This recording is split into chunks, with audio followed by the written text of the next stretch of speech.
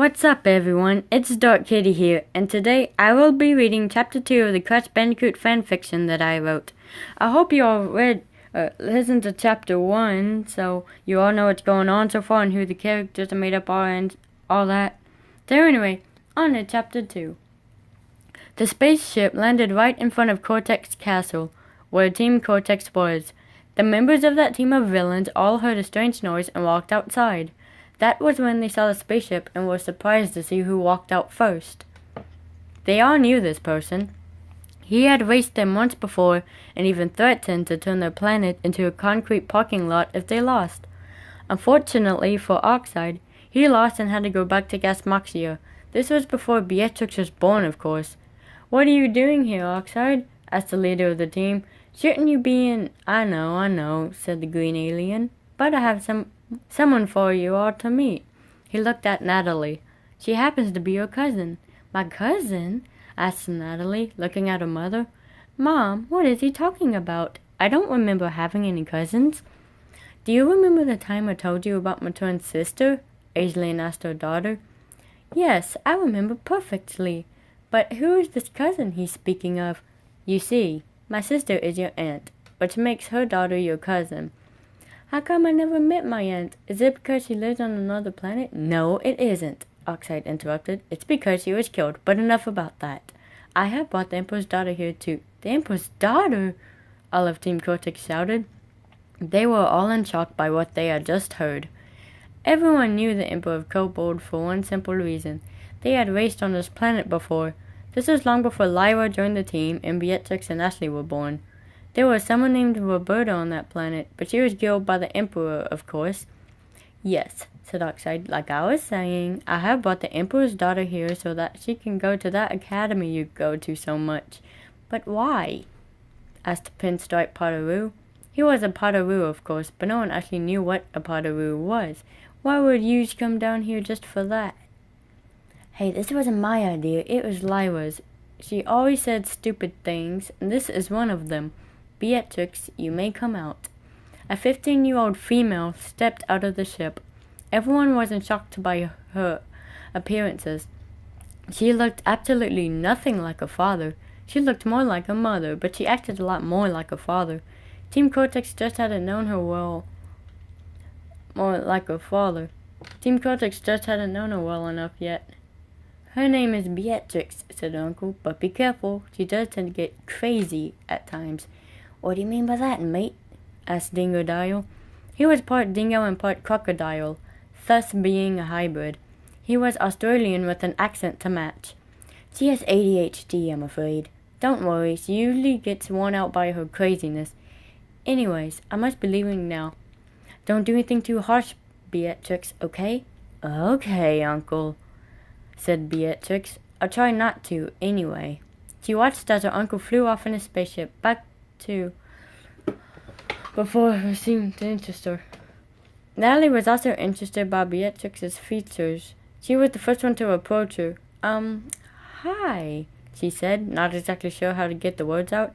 "I'm Natalie. It's, nice to meet you." "You're an interesting one," Beatrix said suddenly. "I can tell we're going to get along just fine. Or are we?" What do you mean by that? And what did your uncle mean when he said not to do anything too harsh?" "I don't have to explain anything to you. You got that?" Natalie gulped. Yes." She was afraid of Beatrix now. She gave her a very evil glare, warning her to back off. Beatrix would never want to get along with others, except for Ashley, that is. "Good," said Beatrix. She spat the word out. "Does anyone else have any questions?" But the others were silent. "Good." She looked at the outside of the castle, up and down. "This is a nice place you've got here. It's not as good as mine, but this is still pretty nice. Where's the front door, anyway?" "There's a secret passage we use," said Dr. Cortex. "Follow me." For a leader who wasn't as smart as some of the others on his team, he was clever to create a secret passage for his castle.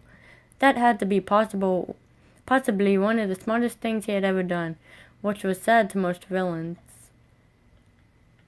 The inside of the castle was huge.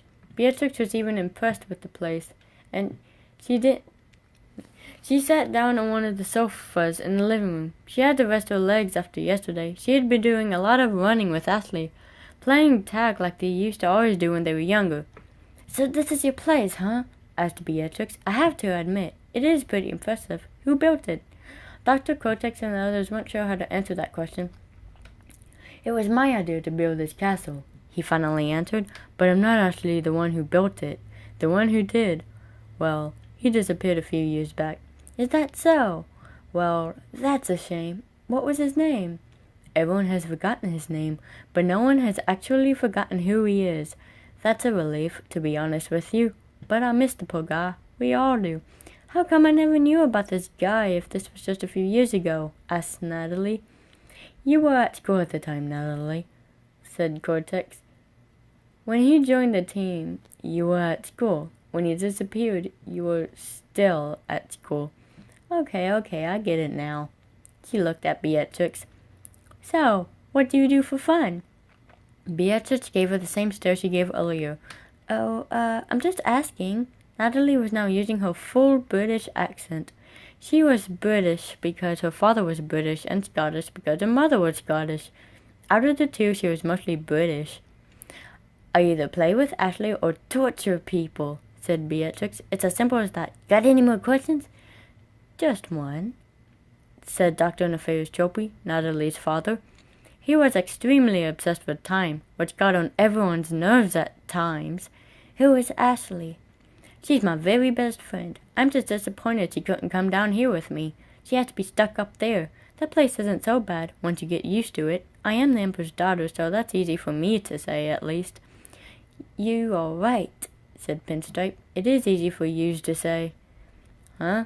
What do you mean?" "Oh, never mind, like I really care." "We went to your planet 17 years ago," said Tropy. "I'm sure that was before you were born, right?" "Right, because I'm only 15.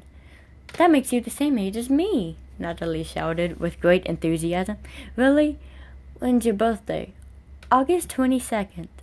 "I guess we are the same age then. Anyways, when does school start, or has it already started?" "School starts tomorrow, and I'm so excited. Who knows who we'll meet there?" Beatrix was afraid of meeting new people, especially people from Earth. She wasn't shy, no. She was just afraid that she would snap again. Beatrix then had a flashback where, a few years ago, Beatrix and Ashley were playing tag, as they always did. After they were done playing, they sat down in terror, which was another word in kobold. Ashley then said something about her mother, Lyra, which made Beatrix shudder a little. She didn't have a mom, though she always wished that she did. "My mom is amazing, isn't she?" Ashley bragged. Yeah," said Beatrix. "I just wish I had one." "Yeah, but your mom is dead. There's nothing we can do." That was what made Beatrix angry. Ashley had talked about her dead mother, which made her snap all of a sudden. She threw Ashley against the wall and beat her half to death. She couldn't speak for a good 2 weeks because blood was steadily pouring out her mouth. It was a surprise that she had even lived through that incident. Beatrix snapped out of a flashback and said, "I won't let that happen again." The others were confused as to what she was talking about. "Won't let what happen again?" asked Komodo Joe, He was a Komodo dragon who had a brother, whose name was Komodo Mo. "Huh?" Beatrix hadn't realized until now that she had spoken out loud. "Oh, it's nothing. Tears started falling from her eyes and down her face into the sofa she was sitting on. "Are you okay, mate?" Dingodile asked. "I have to be honest with you.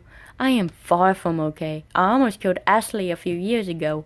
I will never let that happen to anyone ever again. I have promised that. But like I said before, I usually break my promises. This is the first promise that I've made that I haven't broken yet. It's been 3 years now. That has to be a new record for me." "What were your other records?" asked Ingen. Beatrix jumped back after hearing a strange voice. She hadn't known that Ingen was in there. She hadn't even been introduced to him yet.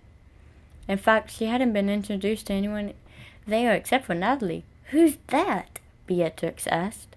That's Injun, said Dr. Cortex, but don't mind him. He may be ignorant, but... Hey, I am not ignorant, Injun shouted. He stormed out of the room, making sure the rocket in his head did not blow up. I must ask, what are all of your names? Asked Beatrix. I don't even know any of you, except for Natalie, that is. All of Team Cortex then introduced themselves, starting with Cortex and ending with Tiny Tiger. Tiny was a tiger with big muscles, but such a little brain. My name is Beatrix, said Beatrix. But she already knew that. She looked at Nina. So you're Dr. Cortex's niece, huh? Tell me, what's it like being the team leader's niece?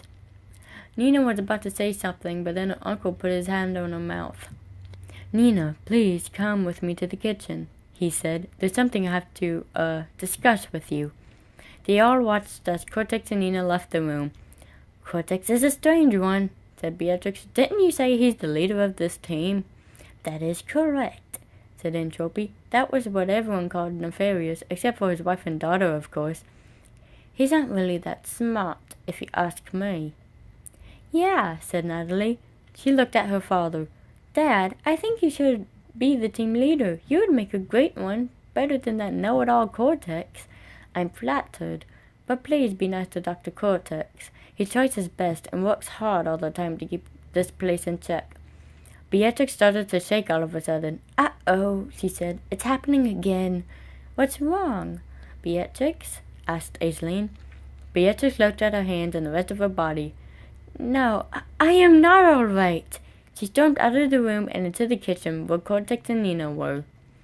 Okay, guys, I hope that's the end of chapter 2. It was just a little bit longer than chapter 1, but I hope you enjoyed it anyway.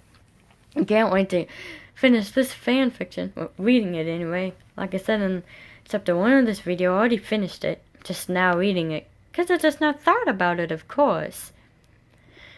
Anyways, yeah, there may be some drama in this story, can't really remember, because, yeah, it was 2 months, it's actually a month ago when I finished it, and I'm very forgetful about some things, most things. I kind of messed up in this fanfiction, you could probably tell. But anyway, if you liked this chapter, and the first chapter, if you read it, please give a big like and subscribe.